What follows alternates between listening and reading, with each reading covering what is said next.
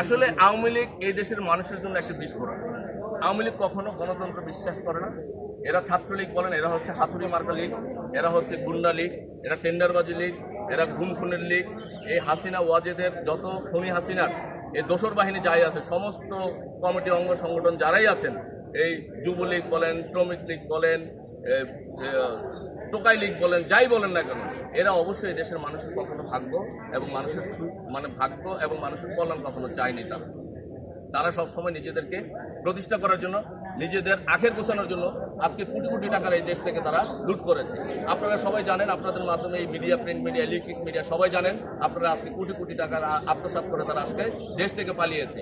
আমরা বলতে চাই, এই দেশের মানুষের ভাগ্য পরিবর্তনের জন্য এবং এই দেশের কল্যাণের জন্য যদি এই বর্তমান সরকার এবং আগামী দিনে যে সরকার আসবে নির্বাচনের মধ্য দিয়ে, যদি প্রয়োজন হয় এই যুবলীগ বলেন, আওয়ামী লীগই বলেন, যদি তারা এই দেশের জন্য একটা বিস্ফোরা হয়ে দাঁড়ায় এবং দেশের মানুষের জন্য শত্রু হয়ে দাঁড়ায়, অবশ্যই তাদেরকে সেই বিবেচনা নেবে এবং তাদেরকে অবাঞ্ছিত ঘোষণা করবে এই দেশে যেন তারা রাজনীতি করার সুযোগ না পায়। আমি দেশবাসীর কাছে একটাই প্রত্যাশা করব, এই দেশের মানুষের কল্যাণের জন্য এই দেশের শহীদ রাষ্ট্রপতি জিয়াউর রহমান যুদ্ধ করেছেন, সেক্টর কমান্ডার ছিলেন, তিনি নিজে অস্ত্র নিয়ে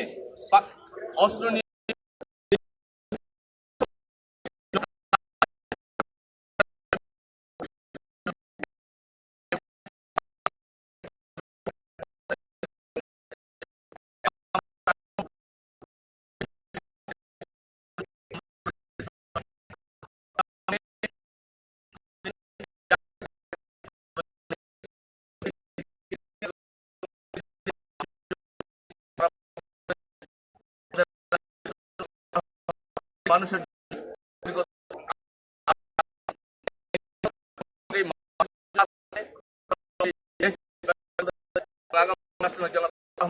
ধানের শীষের প্রতীকে আপনারা ভোট দিবেন এবং বিএনপিকে আপনারা সহযোগিতা করবেন।